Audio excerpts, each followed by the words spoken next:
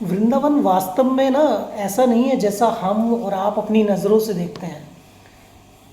क्योंकि हम और आप जो देखते हैं वो आधुनिक नगरी देख पाते हैं सिर्फ।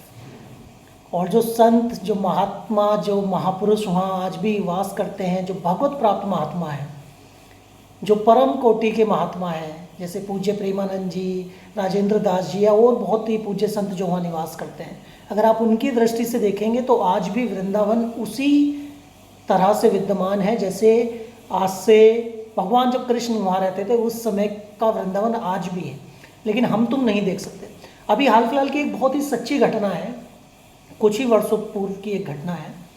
मैं एक पूज्य संत हैं पूज्य राजेंद्र दास जी, उनके मुख से मैंने सुनी है कि मथुरा के सीओ, एसएचओ या एसओ वगैरह थे, कोई बड़े अधिकारी थे पुलिस में, वो अपने बेटे के साथ गोवर्धन की परिक्रमा लगाने गए, गिरिराज जी की परिक्रमा लगाने गए। तो वो जब अपने छोटा ही बच्चा था, उनका ज़्यादा आयु नहीं थी उनके बच्चे की, ऐसी 7-8 वर्ष आयु होगी बच्चे की। तो जब उनके साथ वो परिक्रमा लगा रहे थे और लगाते लगाते उनके बच्चे ने देखा कि गिरिराज पर्वत की तरफ से कोई महात्मा, कोई संत उन्हें बुला रहे हैं। तो बोले पापा मुझे वो आवाज़ लगा रहे हैं, बुला रहे हैं। पापा ने देखा, बोले कोई नहीं, कोई दिखाई नहीं दिया। बोले कोई नहीं है, चल जल्दी जल्दी चलो चलो चलो चलो, ऐसे करके पापा ने उन्हें मना किया। लेकिन उसने फिर देखा आवाज़ लगा रहे हैं, बेटा इधर आओ इधर आओ, बुला रहे थे वो संत। तो 3-4 बार कहने के बाद बेटे ने अपने पापा से रिक्वेस्ट की, लेकिन फादर ने जब नहीं कोई रिस्पॉन्स दिया तो बेटा हाथ छुड़ा के चला गया संत की तरफ। तो फादर पीछे से चल जा रहे हैं आराम आराम से, वो तेज़ भाग के जा रहा है।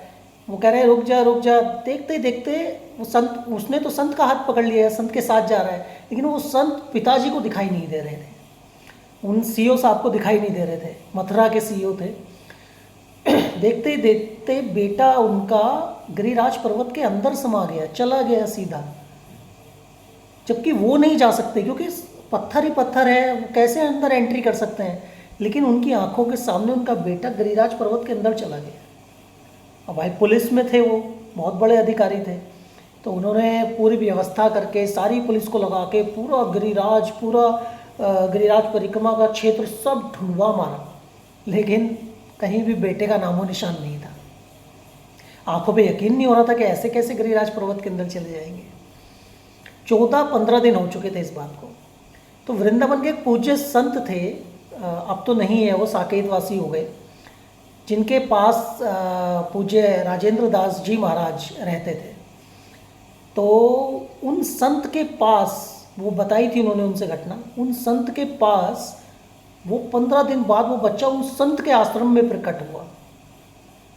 प्रकट होने के बाद उन्होंने सारी घटना उन संत को बताई कि मैं 15 दिन गिरिराज जी के अंदर था, बहुत आनंद में था, वहाँ हजारों ऋषि मुनि तपस्या में लीन है, नाम जप में लीन है, और वो बाबा मुझे लेके गए थे अंदर और मुझे बहुत आनंद आया, बहुत कीर्तन किया और बहुत आनंद किया।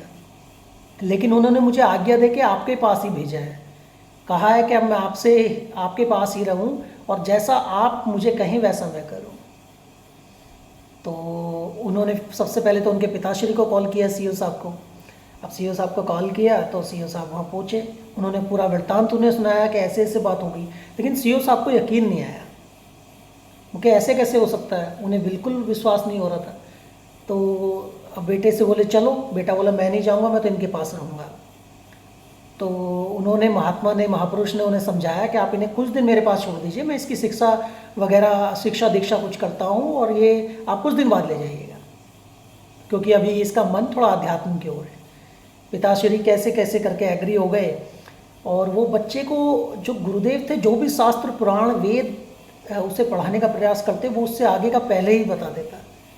तो उन्होंने उससे पूछा कि ये सब तुम्हें कैसे है। बोले कि मुझे वहाँ 14 दिन में उन्होंने सब सिखा दिया, मुझे एक एक चीज़ याद है, एक एक चीज़ का वर्णन आप मुझसे पूछ सकते हैं। और उसके बाद वो आज्ञा लेके, कुछ समय बाद आज्ञा लेकर हिमालय चले गए। हिमालय चले गए और फिर कुछ वर्ष बाद जब वो युवा अवस्था में थे तब वापस लौटे। तब पूज्य राजेंद्र दास जी उन्हीं महापुरुष महात्मा के पास बैठे हुए थे, उनके गुरुदेव के पास बैठे हुए थे। तब वो उनसे मिलने आए तो पूज्य राजेंद्र दास जी के सर पर हाथ रखा और कहा इन गुरु की आज्ञा में रहना, तुम्हारा सदैव कल्याण होगा। ये कह के चले गए।